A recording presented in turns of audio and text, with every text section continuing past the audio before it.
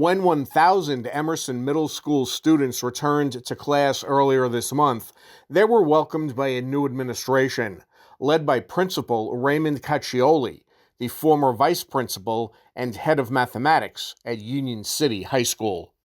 This particular building has a lot of meaning for me. Many of my family members attended Emerson when it was a high school. My first job in the district 20 years ago was a high school math teacher here at Emerson High School.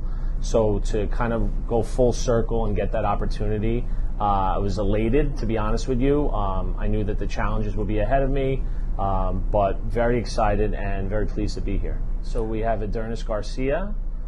She's been a vice principal for a few years now. She was at previously Union Hill Middle School. And we have Robert Pinzon, also has been a vice principal for a few years, previously at Gilmore. Caccioli says everything changes when you become a principal. You kind of have to be knowledgeable about every single aspect of the job. And so I think I'd gain a lot of valuable experience prior to that in running the ACE building. But I know my emails are going up. There are emails I never got before that I'm getting. There's a human resources component that, again, had experience with, but completely different when you're in this role. Ultimately, everything falls on the principal's shoulder. So that's the biggest change. But again, I felt like they gave me a lot of support with a great administrative team, some new deans of students, some great supervisors, and Emerson already has a tremendous staff here. So how do the two assistants that you have, you obviously rely on them for a lot. What are their best attributes? How do they assist you in making the building the best that it could possibly be, both from an academic standpoint, from a safety standpoint? So both are tremendous at communicating with people. Very easy to talk to. Mr. Pinzon's taking a huge role for me in dealing with support services. A new role for him in terms of the amount of students that need some care here. So he's taking on that role as well as many other things.